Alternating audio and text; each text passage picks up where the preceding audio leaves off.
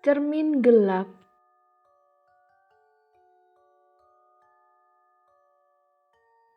Di kamar salah seorang temanku, tergantung sebuah cermin. Cermin itu berbentuk lonjong, berbingkai kayu gelap yang dipoles dengan sangat indah. Tidak lupa ukiran-ukiran dari era Regency yang bersepuh emas pudar. Nampak dari kejauhan, cermin itu terlihat seperti peninggalan dari ruang tamu bangsawan pada zaman Nyonya Austen. Tapi, coba mendekat dan tataplah ke dalam cermin itu.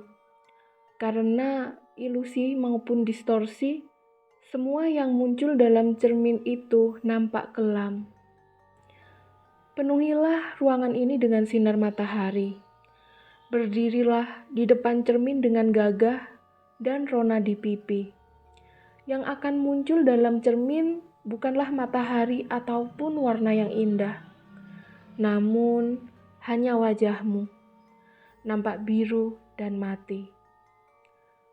Tersembunyi di balik bayangan ketakutan yang tak bisa dipahami. Sejak mendengar sejarah cermin ini, aku telah berdiri lebih dari sekali untuk memandang ke dalam bayangan ini.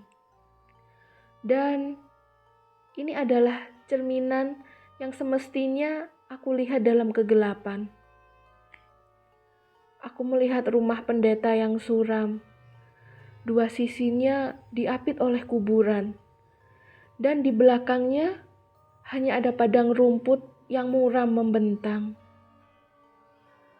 Aku mendengar angin mengerang dan bergumam di malam dan pagi hari. Di antara batu nisan dan di sudut-sudut rumah.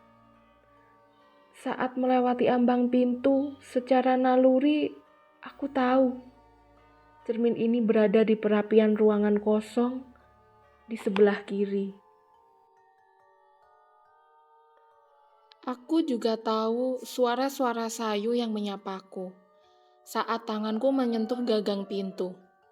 4 anak ada di dalam rumah itu, 3 perempuan dan 1 laki-laki.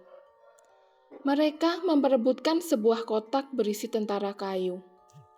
Saudari tertua, gadis sederhana dengan mata coklat kemerahan dan tangan yang mungil, menyambar salah satu prajurit kayu itu dan berseru, "Yang ini akan jadi Adipati! Adipati Wellington!"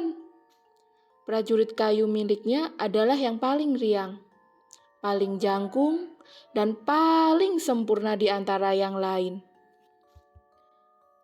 Lalu, saudari yang kedua menentukan pilihannya. Mereka memanggil prajurit kayu itu si muram, karena wajahnya yang terlukis dengan ekspresi serius. Kemudian, semuanya menertawakan si saudari bungsu.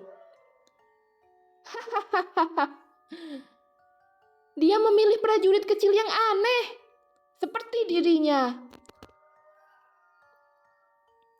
Tetapi si bungsu tersenyum mendengar tawa saudara-saudaranya. Dan tersenyum lagi saat mereka menamai prajuritnya pelayan kecil. Terakhir, giliran saudara laki-laki mereka untuk memilih. Dia lebih tampan daripada saudari-saudarinya. Dan dia adalah harapan serta kebanggaan mereka. Alisnya tebal, bibirnya indah, meskipun terkadang sedikit blak-blakan. Prajuritnya akan dipanggil Bonaparte. Walaupun pintu di antara kami tertutup, aku dapat melihat anak-anak yatim ini di bawah cermin biru yang sama. Bagian kaca yang telah membantu memudarkan warna darah di wajah ibu mereka setelah ia meninggalkan tempat hangat di Cornwall yang menjadi rumahnya, lalu datang untuk menetap dan mati di tempat pengasingan yang kelam ini. Beberapa buku milik ibu mereka ada di rak buku kecil ini. Buku-buku itu dikirim dari barat melalui laut dan mengalami kecelakaan kapal. Kebanyakan buku-buku tersebut adalah majalah metodis. Karena seperti kebanyakan orang Cornish, orang tua mereka adalah pengikut Wesley. Dan masih ada bekas air garam di halaman-halaman tersebut. Ayah mereka duduk dalam sebuah ruangan di sebelah kananku. Karena pencernaannya buruk, dia lebih suka makan malam di dalam keheningan tanpa ada yang menemani. Sungguh, pria tua yang aneh.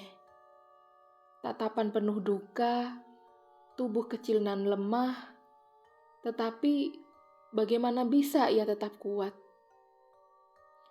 Dia seorang pendeta, tetapi selalu membawa pistol di sakunya setiap siang hari. Dan saat malam, sang ayah tidur dengan menaruh pistol tersebut di bawah bantalnya. Melalui cermin ini, aku melihat banyak hal. Aku melihat anak-anak yang tumbuh dewasa. Aku melihat gadis-gadis yang pucat dan menderita di rumah suram ini. Serta angin kencang dan bau busuk yang menyengat dari pemakaman gereja. Aku melihat seorang anak laki-laki yang tampan dan penuh harapan terjerumus ke dalam kehancuran. Perlahan-lahan, tapi pasti. Saat harapan saudari-saudarinya memudar, dia minum dan makan opium, bahkan lebih buruk lagi. Setelah kepergiannya, dia kembali dengan tubuh dan jiwa yang hancur. Setelah itu, rumah itu tidak pernah tenang lagi. Dia tidur di kamar yang sama dengan ayahnya yang lemah. Dan sering terdengar suara perkelahian yang mengerikan di dalamnya. Dalam keadaan takut, gadis-gadis itu terbangun, mendengarkan suara pistol ayah mereka sampai telinga mereka terasa berat dan tumpul. Di pagi hari, pemabuk itu terhuyung-huyung keluar, memandang ke dalam cermin dengan tatapan kosong yang memberi lebih banyak kesengsaraan. Aku dan ayah mengalami malam yang mengerikan. Sungguh, pria yang malang, katanya terbata-bata. Dia melakukan yang terbaik, ayah tua yang malang. Tapi semuanya sudah berakhir bagiku.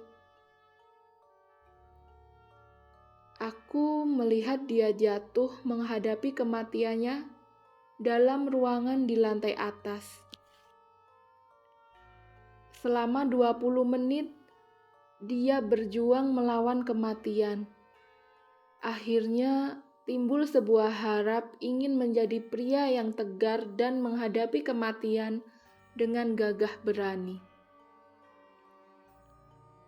Aku melihat saudari kedua berjuang melawan penyakit ganas yang merenggut nyawanya. Dia memiliki semangat yang kuat dan tidak membutuhkan bantuan siapapun. Suatu pagi dia terbangun, bersikeras untuk mematut dirinya. Kemudian si bungsu menyusul saudarinya dalam damai. Tersisa 2 orang saja, ayah yang aneh dan putri sulungnya, gadis dengan mata kemerahan dan tangan mungil. Sungguh gadis yang penuh keputusasaan. Ketenaran menghampirinya dan saudari-saudarinya yang telah tiada. Karena sejak kecil mereka telah memandang melalui cermin pucat ini. Nampak jiwa-jiwa aneh mengisi kekosongan dalam cermin. Banyak orang percaya kengerian jiwa-jiwa itu tidak ada yang paham. Mereka belum pernah berada di depan cermin ini secara langsung. Namun, mereka yang sudah mengenal baik cermin itu pasti tahu. Mademoiselle, vous êtes triste. Monsieur, je n'ai bien le droit. Aku memandang gereja kecil di bawah rumah pendeta untuk terakhir kalinya. Ada sebuah prasasti dekat altar, penuh dengan ukiran nama. Terakhir adalah nama Charlotte Brontë.